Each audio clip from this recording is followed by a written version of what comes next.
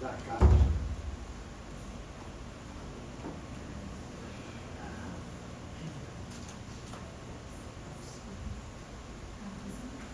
Ouvindo? Vamos. Sim. Então? Tudo bem. Perfeito.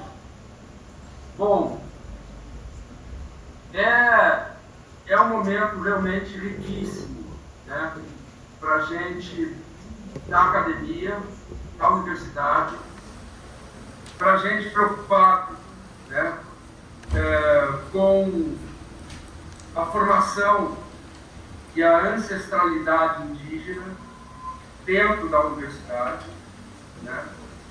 E eu começo agradecendo a Letícia e ao meu querido mestre José Carlos Sede, que tem vários textos já sobre história oral e as questões indígenas. Eu destacaria o Canto de Morte, Kaiowá, a história oral de vida, temas e perspectivas, um livro que foi importantíssimo na minha formação, na relação com história oral, né? Então, muito obrigado, Sérgio. É uma honra enorme, né, estar numa banca que tem a presença do Cazé e da Márcia Moura. E poder ouvi-los antes, né, de eu falar é um privilégio tremendo, sim, porque eu acredito que as duas falas foram profundamente certeiras, né? Tanto em nível das críticas apresentadas ao universo, eu diria assim, acadêmico, quanto em nível de um depoimento, né, de quem está dentro do processo, cotidianamente dentro do processo, né, de reconhecimento e de luta pelo reconhecimento da cosmologia, da cultura indígena. Então, para mim, isso foi, assim, tem sido uma experiência muito importante sempre que eu posso estar junto, né, com indígenas que têm uma formação acadêmica e, por isso, eles podem estar, né, na universidade, o que a mim me parece um problema também. Sem dúvida alguma, uma vantagem maravilhosa, uma transformação fantástica que nós estamos passando, né? Mas, no meu discernimento, ainda está muito lenta essa transformação, né? A gente pode radicalizar mais esse processo e acho que essa banca é um exemplo vivo dessa radicalização, né, dentro da Universidade de São Paulo, sobretudo. Eu também queria começar dizendo que eu estou atrás, e acho que é importantíssimo eu falar isso nesse momento, eu estou atrás, faz alguns anos, da minha ascendência indígena, obsessivamente, na verdade, né? E nesse sentido, Letícia, o teu trabalho mexeu profundamente comigo. A tua trajetória mexeu profundamente comigo, né? Por exemplo, na minha família sempre existiram histórias que em parte eram provavelmente ficcionais, em parte podiam ter alguma relação com o fato, enfim, né, de que havia um padre espanhol no início do século XIX que teria largado a batina e fugido com uma indígena cainganha e teria tido 5 filhos. Eu ouvi essa história várias vezes, né, quando ainda criança, adolescente. Durante a faculdade de História, eu me voluntariei para fazer escavações arqueológicas a respeito das casas cainganhes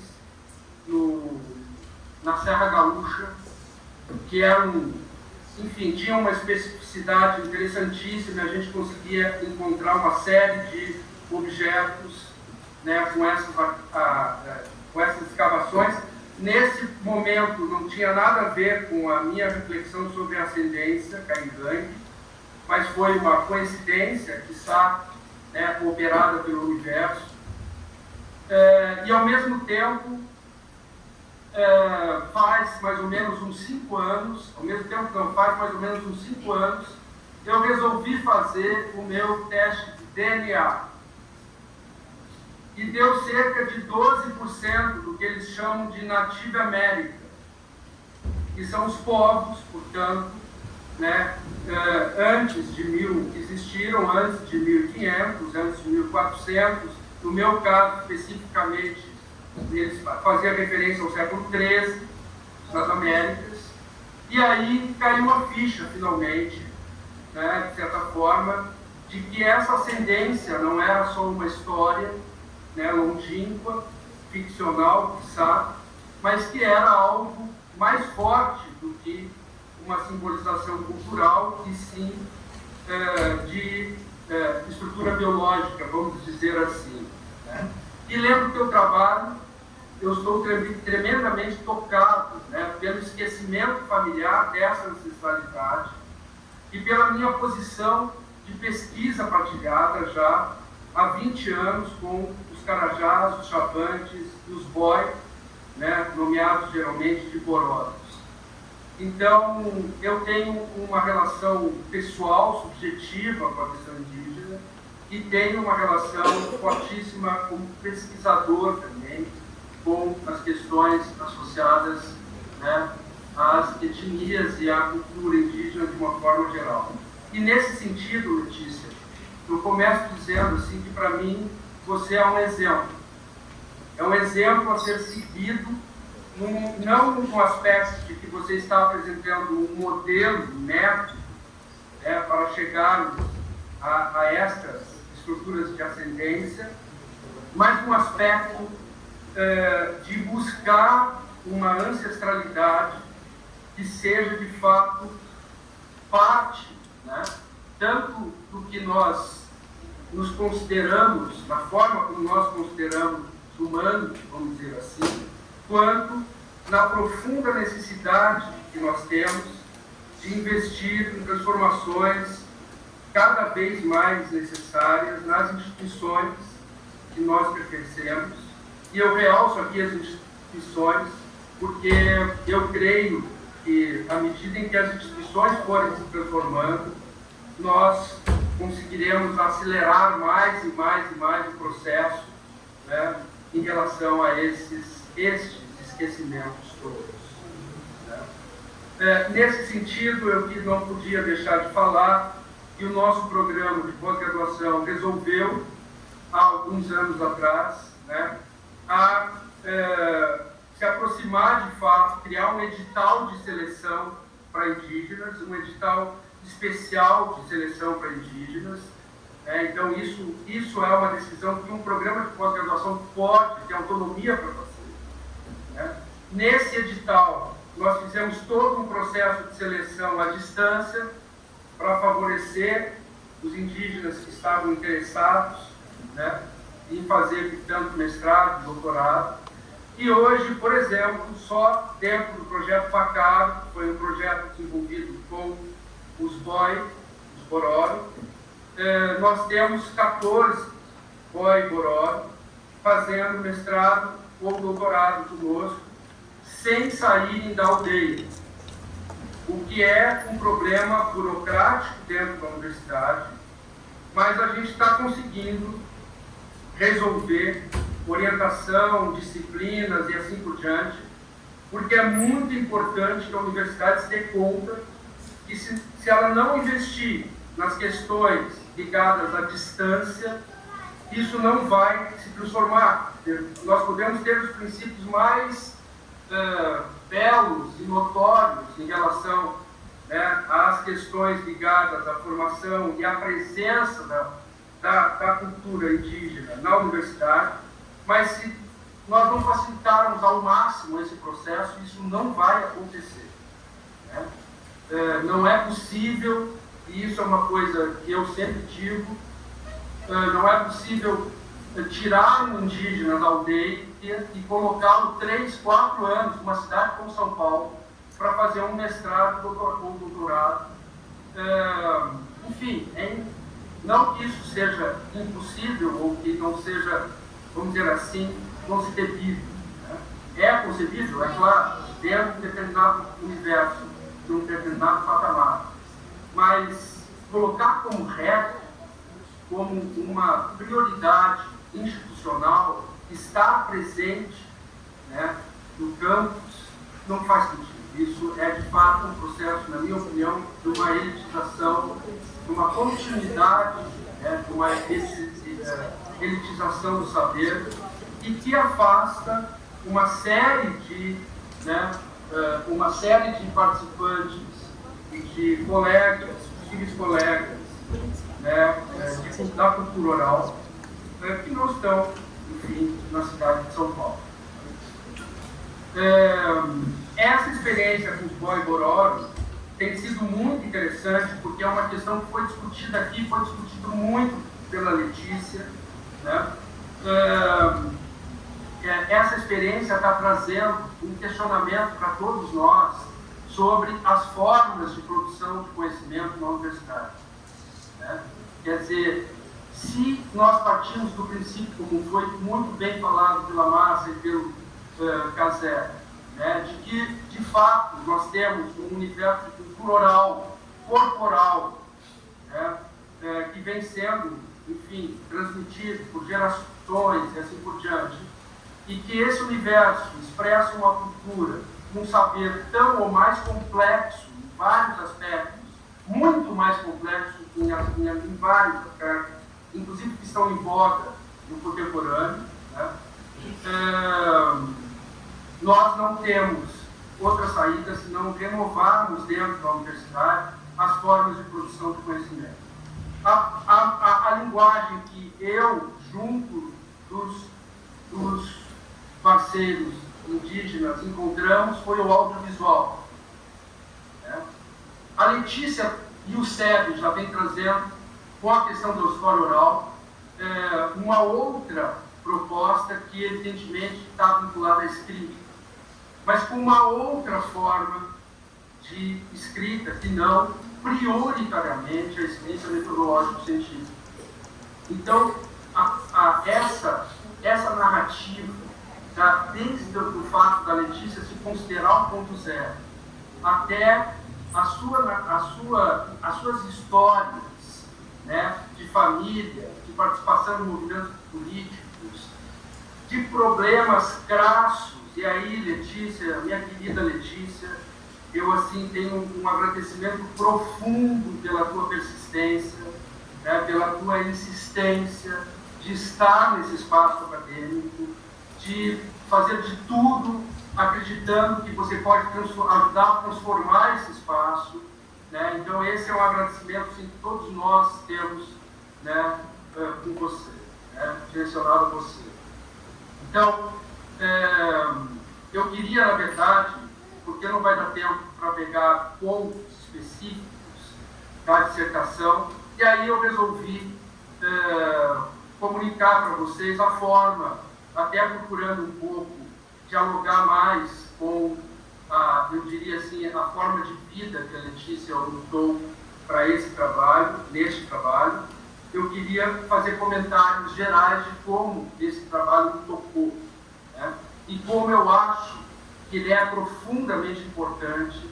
E aqui eu já ratifico o que falou a Márcia, o que falou o Cazé, a importância de a gente fazer de tudo. Acho que nós temos que fazer aqui um grupo, né, que vai se reunir e fazer de tudo para esse trabalho ser publicado.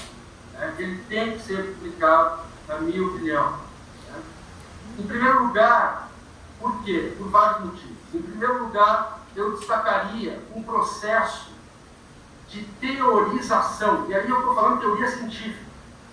Não estou falando teoria no sentido mais abstrato, seus comuns. Estou falando teoria científica, baseada em conceitos e hipóteses, né, tal como foi desenvolvido o conceito a partir do século XVIII, sobretudo, né, e se ratifica desde o início do século XIX, com a criação das pós-graduações contemporâneas, né, na versão contemporânea que a gente tem. Então, é uma teorização a partir da vida vivida, né, o que a gente gosta de chamar em muitos grupos de escrevivência. que torna a oralidade, portanto a oralidade, o corpo, né, a grande fonte de uma problematização conceitual a respeito, no caso, da memória e da ancestralidade como uma força presente. Né? Então, eu entendo, é como se a Letícia estivesse me proporcionando com essas histórias, né, a transferência, né, para mim como leitor, do que significa um conceito como ancestralidade, o que significa um conceito como vida vivida, né, como oralidade. Eu entendo porque eu experimento. Né? Eu posso entender muito de oralidade pela leitura de textos teóricos. Eu fiz muito isso na minha trajetória. Mas a experiência, ela só, de fato, pode ser oferecida, na minha opinião, pela escrita, por exemplo, pela história oral. Né? O que a história oral faz é impossibilitar um estar lá, impossibilitar uma espécie de empatia, né? de mescla, de mistura, de hiberização com quem está narrando, com quem está descrevendo, e eu me colocando nesse lugar junto, né, dos fatos, das pessoas, das sensações e assim por diante, eu consigo aprender algo da teoria baseada na oralidade. Então, foi dessa forma que eu entendi. O Cazé falou disso, a Márcia também falou essa questão. Então, a história de vida de Letícia, Rende e Obá Paiaiá expressa uma verdadeira cientificidade da oralidade. E aí, eu estou querendo associar o conceito científico à tradição oral corporal, né? A esse conhecimento, a esse corpo, a essa mescla de corpo e conceito como a mesma coisa, memória e tempo vindouro, né? Que apresentam essas estruturas a necessidade de transformação profunda dos ambientes educacionais, universitários e das políticas públicas. A Letícia mostra isso tanto pelas histórias de vida sua, né, e dos parentes, quanto pela sua trajetória dentro da universidade. Então, esse é um trabalho riquíssimo por isso. Quer dizer, ela traz um resgate, vamos dizer assim, uma reconstrução de uma história identitária, própria, de certa maneira subjetiva, eu já vou entrar nisso, de certa maneira subjetiva, só que ela nos traz um exemplo dentro da nossa própria universidade. Então, esse encontro é realmente, assim, fantástico. Né?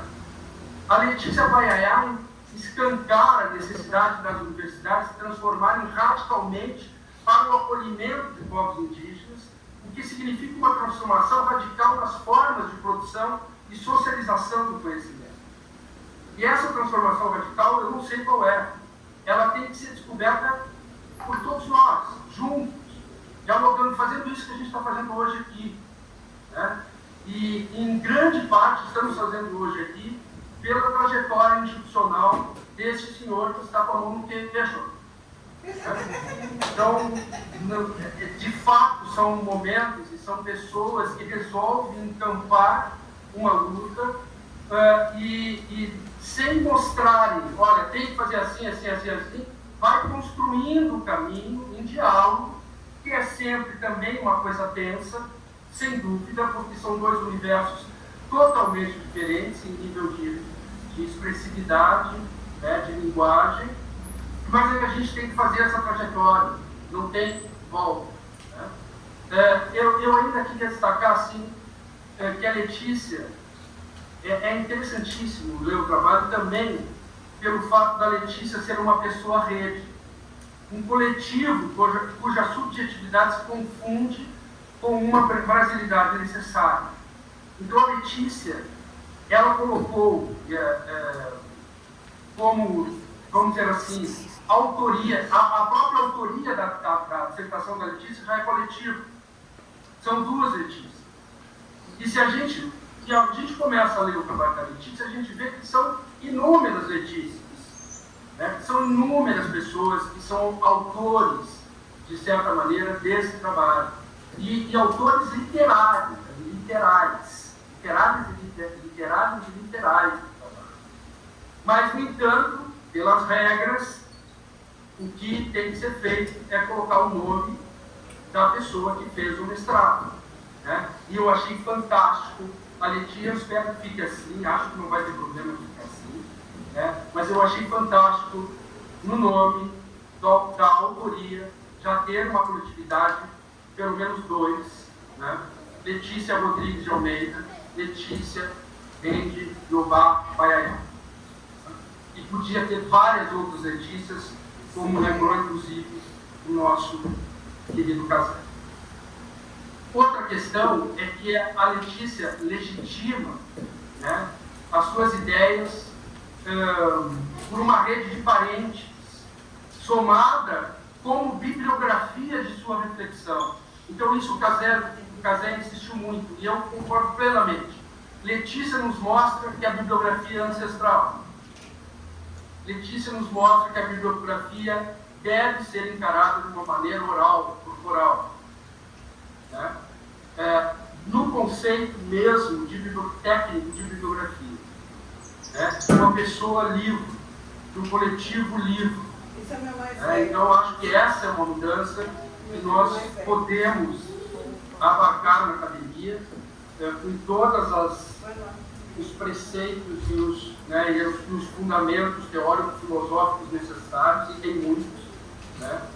Já na tradição tem muitos, mas eu acho que é fundamental isso que você trouxe para nós, Letícia. Ela representa também uma busca que deve ser compartilhada por todos nós da universidade e que ainda está engatinhando nas instituições.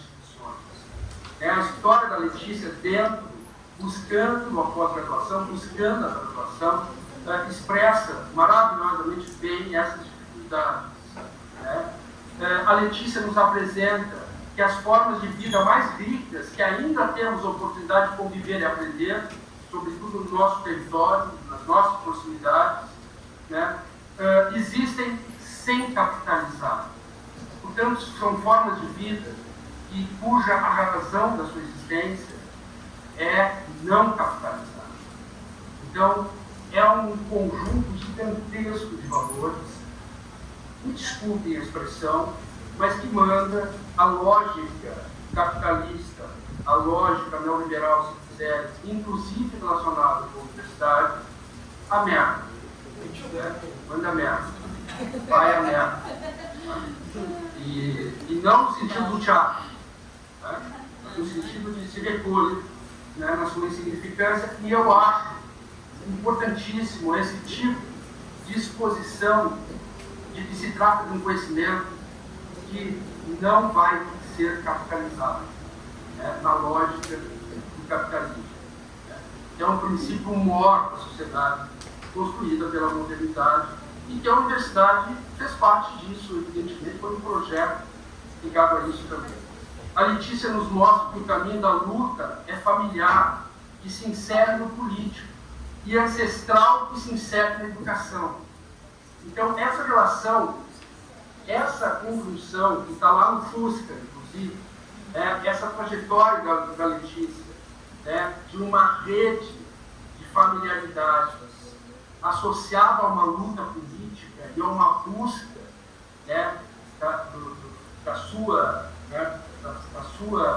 do seu reconhecimento como Paiaiá, para mim, assim, só isso já dá um grande texto, uma grande reflexão, para a gente buscar. A Letícia também nos mostra, ou melhor, apresenta uma ideia de uma ação coletiva, presencial, ancestral, que desconstrói, e aí é uma briga minha, né, eu já pude conversar um pouco com o Sérgio sobre isso, mas que desconstrói uma noção de sujeito, que acaba numa noção de indivíduo, de individualismo, né, construído pela modernidade, e que em grandes traços ainda está presente no interior, por exemplo, em vários aspectos, por exemplo, nas pesquisas né, universitárias, né, onde eu só posso ter um grande autor, né, da dissertação ou da tese, e uma autoria coletiva talvez seja possível, mas aí a gente tem que trabalhar, evidentemente, com as transformações institucionais nesse sentido. Nós temos vários boi bororo que se incomodaram, que já defenderam, se incomodaram de colocar só o nome dele. Né? Ficaram furiosos. Como assim? E as mães das almas, que são mais da metade desse trabalho. Né? Quer dizer, por que eu não posso botar o nome delas ali como autoras? Então, é um detalhe burocrático que significa uma transformação estrutural, né? Nesse diálogo, nessa relação. Quer dizer, enfim, a Letícia mostra os caminhos, né, para todos, eu acho, que habitam no território brasileiro na questão da ancestralidade indígena, para que busquem suas ascendências perdidas e, ao mesmo tempo, adotem, né, o mundo indígena e afro-brasileiro como formas de vida legítimas da sua formação.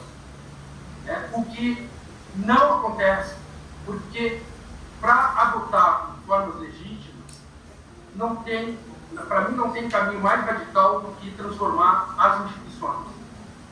A escola, a universidade, a formação de professores, enfim, para que as crianças passem a aprender nas escolas e os jovens nas universidades, né, todo o universo possível, de preferência, inclusive, com a presença de mestres indígenas ou afro-brasileiros nas universidades, com a presença, né, legítima, né, física, remunerada, né, na universidade.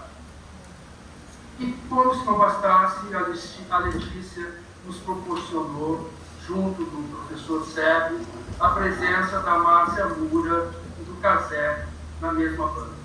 Né? Então, isso foi, assim, riquíssimo, né, ter passado por essa experiência. E aí, alguns comentários finais, gerais, né? Eu fiz uma série de anotações, depois eu posso mandar para a Letícia, né? Mas eu queria, assim, destacar algumas questões. Uma delas é essa relação fantástica, né, entre os grafismos, os gráficos que a Letícia apresentou, e essa busca pela ancestralidade, pela genealogia, né? Quer dizer, assim, ela recriou a árvore genealógica, vamos chamar assim. Na verdade, ela recriou um peixe genealógico. Né? Quer dizer, ela trouxe uma espinha dorsal, uma ideia de estrutura, né? E que tem a ver com o lado anfíbio, vamos dizer assim, né? de uma estrutura da sua ancestralidade que eu achei fantástico, assim, maravilhoso, né? Maravilhosa essa ideia. Fiquei muito feliz por encontrar essa relação com o texto. Né? E também uma outra questão que eu acho importante, eu acho que já está dando tempo, né, Sérgio? Mas só para concluir.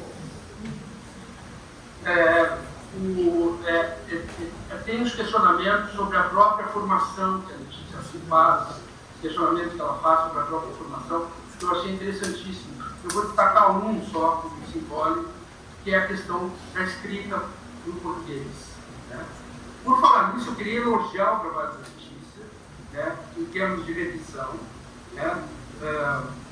Talvez tenha passado uma ou outra coisinha pela norma culta.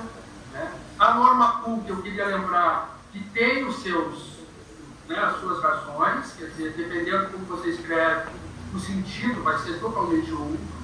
Então, nesse aspecto, a mim me parece que é um cuidado que precisa ter mesmo. Agora, os questionamentos que ela faz, né, de que ela escreve profissão com C cedilha, que seria assim, isso seria se alguém numa universidade escrevesse profissão com C cedilha, não precisava fazer mais nada, já estava na fogueira, né? Porque isso, simbolicamente, de acordo com a nossa tradição, iria, e a gente tem visto isso no processo de seleção, né, de pequenos problemas de grafia, né, representando simbolicamente uma condenação absoluta, né, da pessoa. Então, há uma questão de escrita que precisa ser repensada, né, e com isso eu não estou fazendo uma apologia aqui contrária à revisão. Eu acho que tem sentido, sim, claro que tem, numa escrita mais palatável, até porque a própria Letícia justifica isso, né, na sua conclusão, que já foi citado aqui pela Márcia Moura. Ela diz: essa escrita de um trabalho que não foi feito só para a academia ler, um trabalho com linguagem acessível para que a aldeia possa ler e a periferia também. Só essa questão já dá 500 doutorados, porque, de fato, esse é um questionamento que eu sempre fiz. Uma tese sobre os boi-bororo. Isso eu pude ver lá. O que representa para a comunidade boi-bororo? Uma tese tradicional de antropologia. Eu posso dizer para vocês que não representa nada. A tese sobre o boi-bororo representa uma coisa importantíssima para a educação formal, para uma elite intelectual que pesquisa os boi-bororo, mas para os próprios indígenas, em função da forma da linguagem, muito pouco. A mim me parece que isso está mudando. E a Letícia chama atenção para isso. A história oral já é meio caminho para a gente resolver essa questão. Né? Mas, enfim, assim como esse, tem inúmeros outros questionamentos. Eu resolvi fazer esse tipo de admissão, certo? De colaboração, porque eu fiquei muito tocado com o trabalho da Letícia, muito mais tocado ainda do que a tua orientação. E aí, quando eu vejo que a Márcia Moura e o Casé estão na...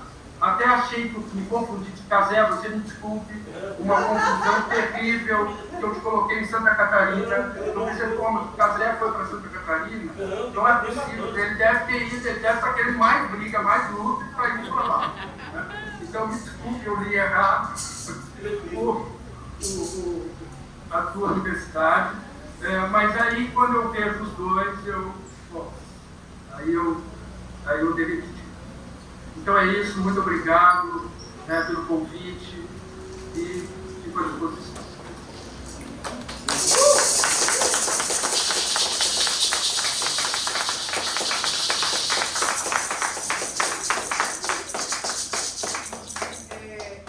Eu só queria ver se o Cacique está online. Abre aí sua janelinha aí, Cacique, por favor.